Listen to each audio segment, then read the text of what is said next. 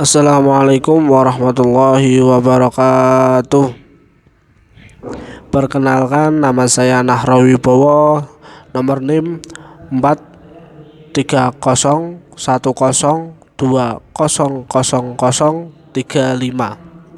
Kami di sini berasal dari kelas 2B KPI akan menganalisis makalah yang kami buat tentang sholat perspektif 5 mazhab. Kita mulai dari pengertian sholat. Merupakan salah satu syariat Islam. Sholat ya kita tahu adalah syariat Islam atau semuanya wajib. Dan kita tidak boleh meninggalkannya. Ya kenapa? Karena kita tidak boleh meninggalkannya.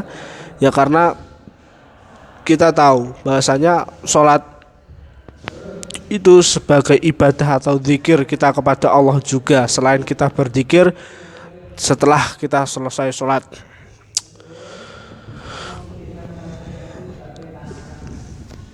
Sholat itu ada rukunnya, rukun dan syarat. Rukun secara bahasa yaitu salah satu unsur yang dijadikan dan sandaran atas suatu perkara. Dikatakan pula bahwa rukun ialah bagian dari suatu itu sendiri. Berarti rukun itu adalah sebuah seperti itu struktur dalam sholat. Jika tidak ada kita tidak melaksanakan rukunnya, maka sholat itu mungkin saja tidak diterima oleh Allah. Adapun secara istilah, yaitu suatu ibadah terdiri dari berbagai gerakan yang diawali dengan takbiratul ihram dan diakhiri dengan salam. Itu sholat. Yaitu secara istilah kita tahulah, diawali dengan Allahu Akbar dan diakhiri dengan salam. Assalamualaikum warahmatullahi wabarakatuh. Assalamualaikum warahmatullahi wabarakatuh. Sedangkan fardu ialah salah satu bentuk perbuatan yang mendapatkan pahala jika kita kerjakan, mendapatkan balasan jika kita tidak mengerjakannya, terutama itu syariat Islam. Apalagi dalam fardu sholat itu diartikan sebagai rukun. Jika tidak ada seperti yang awal tadi, jika kita tidak melakukannya, maka mungkin sholat kita tidak diterima atau kurang mujarab atau kurang top lah. Para imam mazhab memiliki definisi sebagai berikut atau dasar, hukum, dan syarat sholat. Mazhab Hanafi mengatakan rukun terbagi menjadi dua, rukun asli dan rukun tambahan. Rukun asli yaitu rukun yang dapat menggugurkan kewajiban seorang ketika dalam keadaan lemah. Sedangkan rukun tambahan yaitu rukun yang bisa jadi gugur dalam beberapa keadaan. Ya, menurut mazhab Hanafi ini, jika rukun asli itu dapat menggugurkan kewajiban seorang kondisi lemah, misal kita sakit, kita tidak sholat nggak apa-apa, dan rukun tambahannya bisa gugur dalam beberapa keadaan. Bisa dengan menggugurkan dengan beberapa keadaan.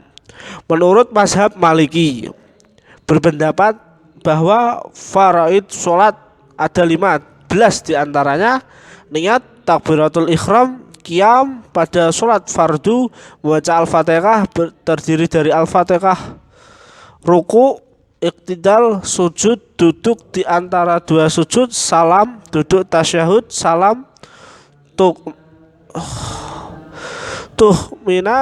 tuhminah, tertib atau berurutan.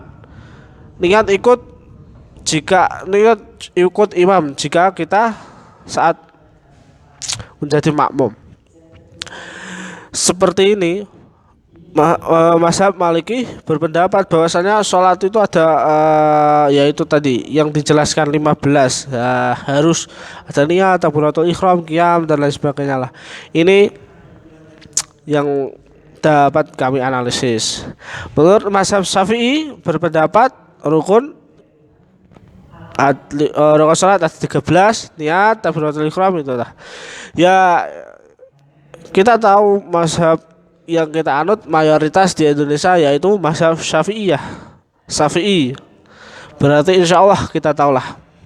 Mazhab Hambali berpendapat bahwa rukun salat 13 diantaranya. Hampir sama ini dengan mazhab Syafi'i. Dan sedangkan mazhab Ja'fari atau Syiah Imamiyah berpendapat bahwa rukun sholat ada 10 diantara niat, takbiratul ihram, berdiri, membaca al-fatihah, ruku, wajib membaca tasbih, sujud, duduk tasyahud, salam, tertib dan berurutan. Ya, seperti yang telah kami jelaskan di atas bahwasanya setiap mazhab itu mempunyai perbedaan. Tetapi di dalam perbedaan itu pasti kita akan membuat kita sadar betapa pentingnya yang dinamakan perbedaan itu. Jika kita tidak mempunyai perbedaan ini itu, maka kita bisa saja tidak indahlah apa yang ada di bumi Nusantara ini, Indonesia ini. Analisis yang dapat kami sampaikan bahwasanya sholat itu memang wajib dan sholat jika kita mempercayai mazhab ini jangan menjelek-jelekan mazhab yang lain. Bukan berarti mazhab yang lain itu jelek, bukan begitu. Bahkan semua yang kita lihat jelek itu belum tentu jelek buat kita. Semua yang tak terlihat baik itu belum tentu baik untuk kita. Semuanya yang tahu hanya Allah. Jika kita sebagai manusia yang bertakwa dan berakhlak mulia, maka kita harus percaya kepada Allah. Allah Subhanahu wa taala berfirman di dalam Quran surat Al-Isra ayat 78. Kami di sini tidak akan membaca ayatnya, mohon maaf. Kami akan membacakan artinya. Dirikanlah sholat dari sesudah matahari tergelincir sampai gelap malam, dan dirikanlah sholat subuh. Sesungguhnya sholat subuh itu disaksikan oleh malaikat. Nah, dari ayat di atas kita juga bisa biasanya sholat itu dari kita terbit matahari sampai terbenamnya matahari.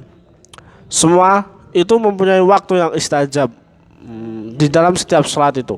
Sholat itu adalah kita berzikir kepada Allah atau memuji Allah di dalam kalimat sholat itu. Mungkin ini yang dapat kami sampaikan dalam kami menganalisis makalahnya. Terdapat kalimat atau salah dalam ucap dan tingkah laku kami mohon maaf. Apabila analisis kami kurang memuaskan, kami mohon maaf sekali lagi. Kami masih butuh belajar dan masih butuh bimbingan dari Ibu dosen. Terima kasih telah mendengarkan. Nun wal qalami wa ma yasturun. Fastaghfirul khairat. Wassalamualaikum warahmatullahi wabarakatuh.